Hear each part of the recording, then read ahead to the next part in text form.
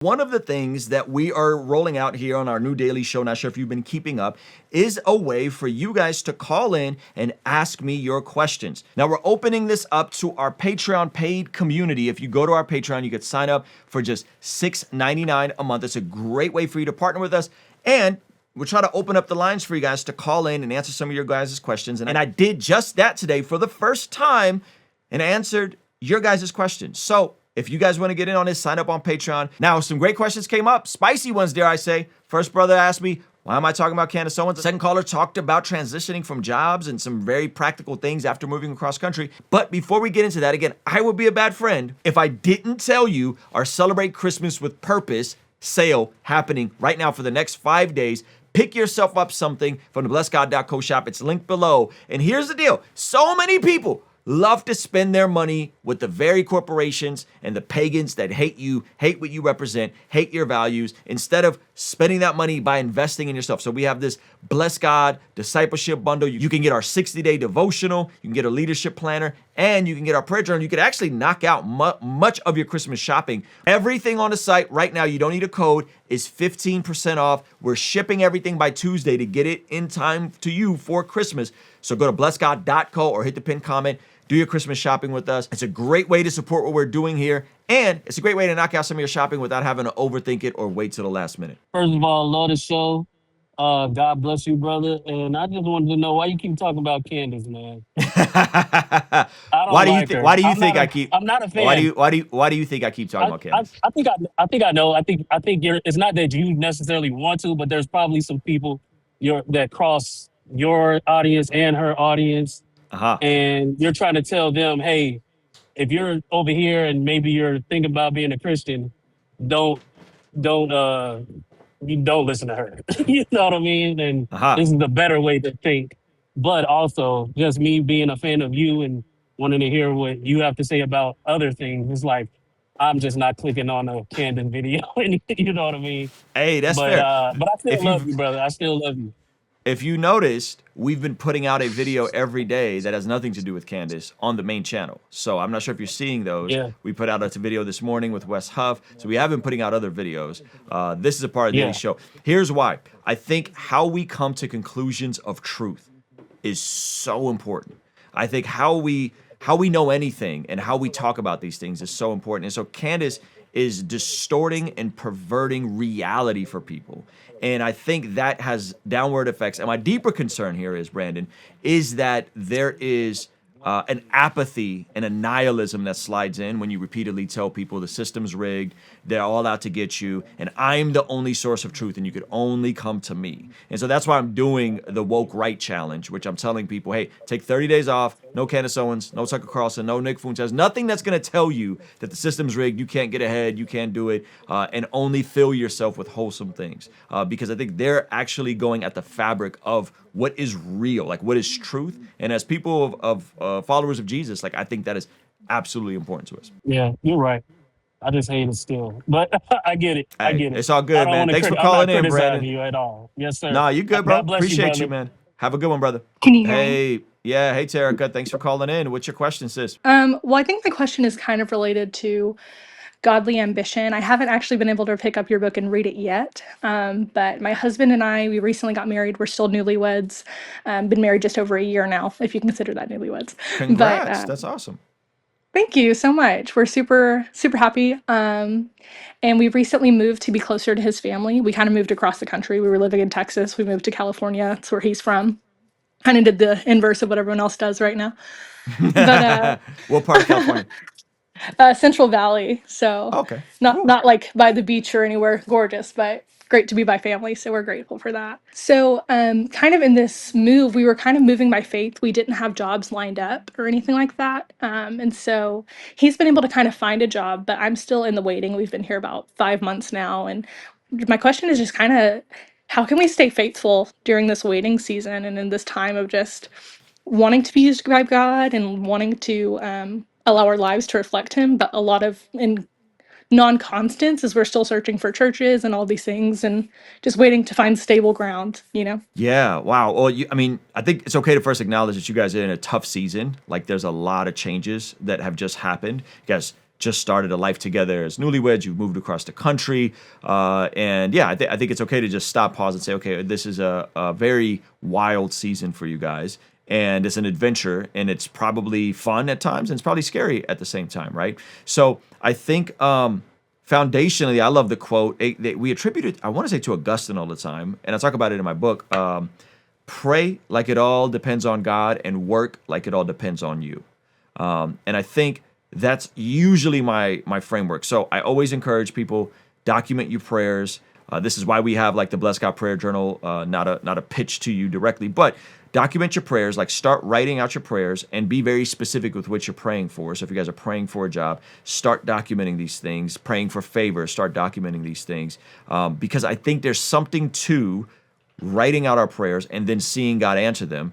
Because oftentimes he does answer them and we forget them. Like I'm fairly confident at some point your husband will have a job, right? But you said it's your husband that hasn't found a job. Is that correct? Just Sorry, it's kind of me who doesn't have the job. He has a job. It's not uh-huh. exactly, we're not sure if it's what he wants to do for a long time, but that was such an answer to prayer for him to just have one. But Yeah. for me, I still don't have one. And, we were Okay. kind of the kids who did everything right. We graduated college, um, semi debt free. We had a small loan we had to pay back, but, we did everything the right way. And then, hmm especially in Texas, the job market wasn't great. So it just kind of became one of those things. Well, let's be closer to family and see what the Lord does. And in the area you're in, do you feel like the job market is better? Yes and no. That's kind of tough to answer because there are jobs, but even jobs, respectfully, I feel qualified or only require a high school diploma, hmm even struggling to get interviews. So that's been Mm. a weird, it's just a weird time to be in the job Yeah. market. I know that seems popular, like people are unemployed and just bums and want to be laying around. hmm Whereas, like, that's really not my desire. My goal is to, be helping contribute to our income and things like that, especially when we're in a season before we have kids. Yeah. Sorry, I think this is getting long winded. This is more than you're No, no, asking no, no. You're for, good. but You're good. So again, I love that you guys are praying. I love that he has a job, even if it's not the job he wants to have for the rest of his life. I think oftentimes employment is going to be connected to two things: your skill set and your ability to solve problems, but also your connections and your network, right? So it's not just about hard work. It's not just about applying for a bunch of jobs. Like, you have to hopefully know somebody, have a foot in the door with someone, and at the same time have a unique skill set. And it sounds like you guys both went to college. You did the right things, and you guys have that.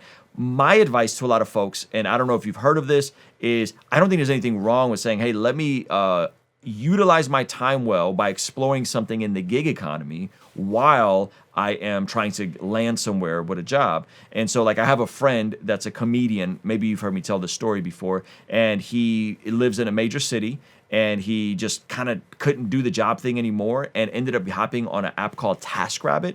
And on TaskRabbit, he started painting houses eventually, but initially he was just doing like assembling furniture and very basic stuff, and then built it up. And now he's making, and I'm not exaggerating, he's making $10,000 a month, which is the most he's ever made in his life. And then at night, he can go and pursue his comedy thing and do the open mics and hit that circuit. And so I would encourage you, while you have the time, are there any of these app-based jobs that you could do, whether that's TaskRabbit, whether that's Uber Eats, whether that's Uber or Lyft, whether that's Instacart? Have you explored some of those options for yourself? I haven't explored those specific things, when we were in Texas. And I would do side gigs alongside my regular job where I was like a hmm babysitter and things hmm like that.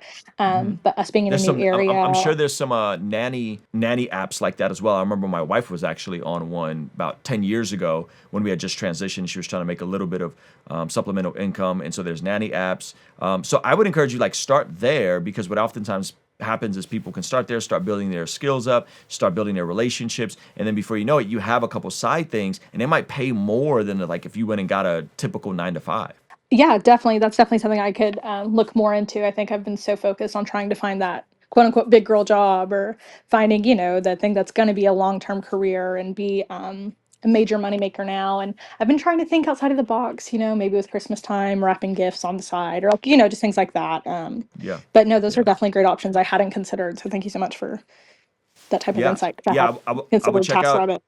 TaskRabbit. See if there's any nanny apps that you can hop on, because if you already have a background in babysitting, I mean, there's a lot of folks that need help during the holidays. And then, yeah, even down to Instacart, Uber Eats, whatever. I think that I think you will actually feel much better by just having something to do that gives you dignity and gives you something to occupy your time that's generating something for you guys. Yeah, no, definitely. I think that's kind of the beat down. Feels like I'm not contributing much, and I feel like I'm putting a lot of burden on him, which is very different. So, Yeah. Okay. Well, let me know how it goes, and maybe I'll hear from you sooner than later. Have a Merry Christmas, Terica. Thank you so much. absolutely. Merry Christmas to you. Thank you. Hey, thank you so much for watching this video all the way to the end. If you liked it, then hit the like button. If you liked it a lot and have a thought to share, leave a comment. If you are listening to this on the podcast app, make sure to leave a review, and you could even leave a comment over there. And if you want to watch another video that is recommended just for you, hit this video over here. Let me know if they nailed it. Also, you can partner with us monthly, which helps us out a lot in our monthly community, get access to early drops and all that kind of good stuff over here. All right, I'll see you over there. Peace.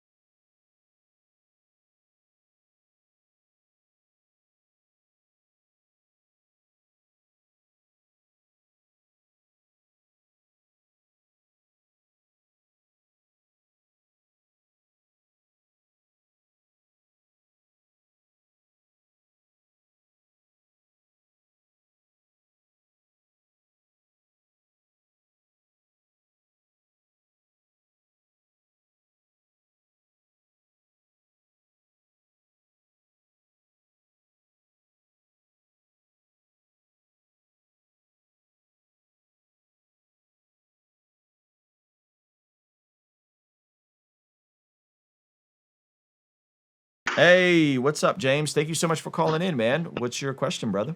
Yeah, my question, I was in the gym when your prompt came up, so I'm like, oh, I gotta think of something real quick. So I apologize if I'm out of breath. Just finished some bench press. But you've been talking, doing a lot of commentary on the Nick Fuentes stuff, and my brothers and I have been reading a book called Stand Firm and Act Like Men by Joby Martin. Are you Yeah. familiar with that? Yeah, I just connected with Joby Martin. Pastor Joby Martin's awesome. I just connected with him this week. We're actually supposed to hop on a FaceTime tomorrow. So yeah, he's great, man. That's awesome. My sister and brother-in-law go to that church, and yeah, we've been reading through the book, and there's so many parallels between that book and the content you have. And I was just curious. My question is, well, some context. I work at a university. I'm a campus pastor at a small university in Florida, and I do a lot of ministry with the men. And I guess what would be your quick response to, you got the red pill ideology with Nick Fuentes and Arola Tomasi and all these different things that you've commented on. What's the best biblical, quick, biblical man for dummies, step-by-step process you would give to these young men if I were to theoretically invite you to share with them? Yeah, that's such a great question. I think the thing that's important to understand is that though people are different, we're all created in the image of God, and we all have immense value and immense capacity to do great things and usher in goodness and beauty and change the world. But at the same time, we are all stained by sin, if you will, right? And I think what happens with all those things that you just mentioned, right? Rollo Tomasi, the red pill stuff, Nick Fuentes, is what it all generally comes back to, and I'm going to just make a very general statement, is that it takes the onus off of yourself as an individual, and it spotlights things that are true-ish, but they're not really true in the sense of the image that is painted of humanity in Scripture. And so with Rollo Tomasi, and I went really deep and I debated Rollo Tomasi, they spotlight modern hypergamous women. And so now what they've done is they've actually created a new version or a unique version of original sin that's exclusive just for women. Women are hypergamous, they'll let the alpha lay, and then they'll let the beta pay to raise the kid. And so they create a whole ideology, but when you look at the science, it's just not there. It's non-existent, right? And so the same thing with the Nick Fuentes and the race realism is they're making black people uniquely sinful. They're just more violent, and this is just intrinsic. They'll use words like intrinsic to them. And at the end of the day, the thing about the cross is it levels the playing field. It shows that we're all broken, we're all sinful, yet we all have immense value and immense potential. And I think if we can get people to understand that, then it does two things. One, I don't have to otherize people based on the ways they're different, whether that's women or black people. And two, it points it back at me as a man, as a leader, as a husband, as a father, to take responsibility and control the things I can control. Because at the end of the day, it's not women's fault why someone can't find a mate. It's not black people's fault why you can't find a job. It's not the Jews' fault why you can't get ahead in your finances and get out of debt. It's ultimately our responsibility. And the scriptures teach that. The Proverbs teach that, right? And so it's encouraging people to take hyper agency over the things they can't control and not spend so much headspace and time worrying about the things they can't control. In a nutshell, I actually think that is what growing up is, and I think that is what manhood is. Yeah, no, I love that. And then a follow-up question, if I have time, is when it comes to, I love how taking responsibility and ownership and stewardship. I love your book and how you talk about that. It's so parallels what you've just said now. There's such a draw, and I think you've mentioned it from these red pill ideology, for how manly and macho they are, and how some men that I work with in my space are looking for those father figures that demonstrate masculine qualities. And I'm super pumped that you're meeting with Joby Martin, because I think he doesn't dismiss the masculine side to biblical masculinity. Yep. But he presses into, and we should be proud of the way God made us and our personality. So my question for you, I guess, to follow up, if I have time, is how do we demonstrate masculinity without it becoming over the top and toxic? Well, I think we got to look at scripture to define what is masculinity. I think we can look at scripture and we say, hey, there's a call for every man to be a priest, which means that if you're a priest, you're sanctified, you're walking with Jesus, you are someone that is walking in the fullness and a consecration of what God has for you. I think every single man is called to be a provider. We see that in 1 Timothy 5. He who does not provide for the needs of his family, specifically his immediate family, is worse than a non-believer and is denied the faith. And I think every man is a protector. We are called to protect people, not just in a masculine physical way, but in a masculine protector way of, hey, I got to protect my kids from the internet. I got to protect my kids from predators. I got to protect my kids from people that may want something from them, right? And so I'm the protector. I got to protect my wife. And all of those things, I think, are interconnected. I think we can look at scripture and we can see those things laid out in scripture. And that doesn't mean we don't then create a cartoonish version of those things. And that's what you see a lot of times with the red pill stuff, is that it's not that Andrew Tate doesn't get anything right or Nick Fuentes doesn't get anything right. It's that they're ultimately distorting reality and they're speaking in hyperbole and really embellishing, and it removes people from reality. And so I think the reality, as we already went over it, is like, hey man, we all have value. We're all different, but that doesn't change the fact that we all have immense opportunity to get aligned with God's ways. And so that's how I would say, is like, hey, there's actually a scriptural precedent for manhood. Joe B. Martin does a great job. Philip Anthony Mitchell does a great job. There's a lot of great voices out there that I think are demonstrating what does biblical masculinity look like. And I'm honestly excited of the era that we're entering in. That's awesome. And to piggyback those two people you referenced, like I said, I work with the college space. Apart from their local church pastor, who are two or three positive male biblical influences that you think are good at connecting with the college demographic that I can point my students to? Yeah, I think so. We said Joby Martin, we said Philip Anthony Mitchell, Josh Howerton, another friend of mine, Gavin Ortland, Wes Huff. I mean, I could keep going. There's so many. Nate Sala from Wise Disciple, Mike Winger. There's so many great examples of men that I think, and they're all different, right? Like Gavin's a bit more soft-spoken than a Josh Howerton, but I think they all exhibit these qualities that we're talking about. Love it. Thank you so much. I appreciate it. James, thank you, man. Appreciate you, brother. So I want to hear from you guys. What do you guys think about this call-in segment? Should we do it every day? I honestly love taking your calls. I feel like it's a great way for me to really keep a pulse on where you guys are at and what solutions we can present to you. And you guys know I'm a huge Dave Ramsey guy. I used to listen to hours and hours and hours of Dave Ramsey, which is why I recommend that for our Woke Right Challenge. Cut out the nonsense, cut out the poison, cut out the you're a victim, and redirect that towards something that's going to build you up. And so me and my wife, we spent a year and a half really just listening to pretty much Dave Ramsey and preaching, and it changed everything about our life. So anyway, let me know what you guys think about that segment and if we should keep doing it. And hopefully the more you guys see it, the more it'll encourage you to partner with us on Patreon or partner with us by picking up something for the Christmas sale. 15% off the entire store. And you can get your Christmas shopping done, pick up a prayer journal, pick up a bundle of prayer journals. And this is the prices plus 15% off. You don't even have to apply a code. All happening right now. Why am I telling you guys this? Again, if you don't notice, we are trying to step it up. We're trying something different with these daily shows. I've been having a blast doing them, and it helps me focus more. And it also helps me connect with you guys. And hopefully you guys see what we're doing. You love it. And get behind what we're doing because we're looking to make some more upgrades. I just got a new microphone. Let me know if you guys like how it sounds. I'm still tweaking it. I'm also upgrading the cameras to the Blackmagic 6K Studio full frames, which will hopefully get us 2 new cameras by the end of the year. So your support means a lot. I know it looks like we're just printing money over here. We're not. We're a small mom and pop shop operation. We take care of our employees. We do the best with health insurance. And you guys partnering by picking up some merch or partnering on Patreon really does go a long way.